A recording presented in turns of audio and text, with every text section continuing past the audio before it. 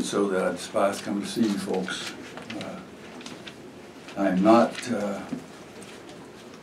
disappointed in my team. I'm not disappointed in my team's effort.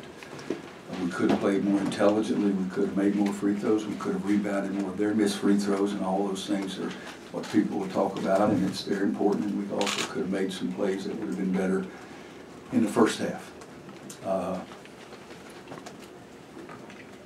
You have to congratulate them.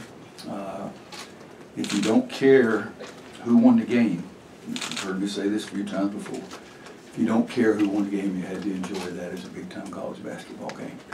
I care who won the game, so I did not enjoy the final outcome. We made some mistakes at any point during the game, any possession. We got Trey made an unbelievably difficult play. It's hard to even throw a chest pass off the rim like that and you bounce out 30 feet and you're the one that gets it and you make the shot. That's an unbelievable play. And he's really a tough kid, and a kid I have a great deal of respect for as a player and as a young man. And you're happy for him, but he's not on my team. We had some opportunities that we didn't take advantage of, and that in some ways has been our story several times. But it doesn't make any difference. Duke's locker room is very happy, and our locker room is crushed. I was mad at myself several games ago because I didn't remind them to foul. And Coach Smith always told me it's not a sure thing, so we fouled today, and it didn't work out. I still think good things are going to happen for this team, but I'm not going to get this woe is me BS by any means. And I'm going to try to use that terminology very little the rest of my life. Someone else used it this past week, and I didn't think I'm going to try to do that again either. Guys, I don't have a lot more. You watch the game, and if you guys got any questions. How mental is free throw shooting, especially late in the game, and how much of that, I think, is a factor with your team today?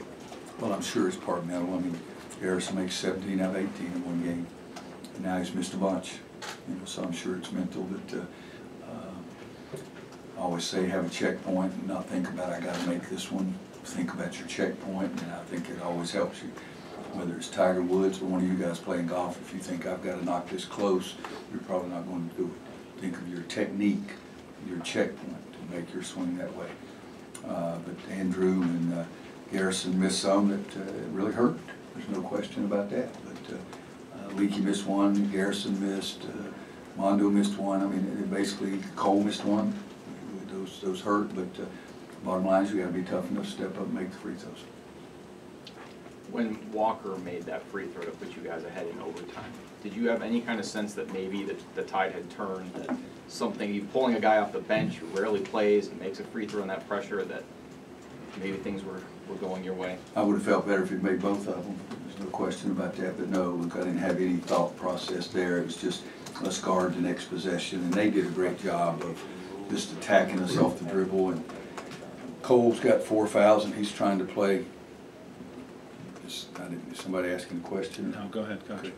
Cole's playing with 4 fouls and not trying to foul, and it hurt us to have Leakey over there on the bench. It hurt us to have Mondo on the bench. And we're not the deepest team in the world anyway, but Walker stepped up, made 1 out of 2 for us. And, but to answer the question, during the course of the game like that, I never really think, okay, this is going to do it for us. We're going to win it. I was just trying to think what we could do the next possession. Coach, a team leader is back now, and this team we saw today fought hard, and they're starting to come together.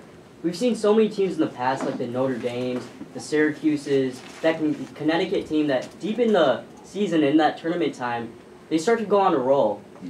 As this team comes together, what needs to happen for them to make that kind of a streak? Well, we need to play better and not have the mistakes we had, and we're on the wrong kind of a streak right now. I think that's 3 in a row, and that's not the kind of roll that I want to be on. But I told them, today I saw the team that I thought I was going to have in the preseason, and yet we tied. Guys, I can give you 89 things that are easy things to change that we screwed up, but you can't do those kind of things. You got to, not picking on anybody, I can give you any player that made mistakes today. That's something that we've told them 50 times, and I love him to death. I'll give you one, Armando. half of his fouls are holding on to a guy. I stopped practice yesterday and screamed at him, screamed at everybody about how many times do I have to say that. All right, and that's not, I mean, Armando was big for us, okay? Cole's got Garrison wide open and he dribbles the ball looking around and they steal it, all right? And Cole played his butt off. Garrison's played his tail off for us, try as hard as he can, and this is free throws. All right, so it's still, we make some mistakes, but we've got to, on game day, you got to play better. Game day's time to have your best game. Take one more for Roy, how do you stop this loss from having a ripple effect from having a carryover, since it seems like it might be more deflating than Well, it can be more deflating, but it's still just one game. I was more pissed off, excuse me, I was more upset after Boston College than I am right now.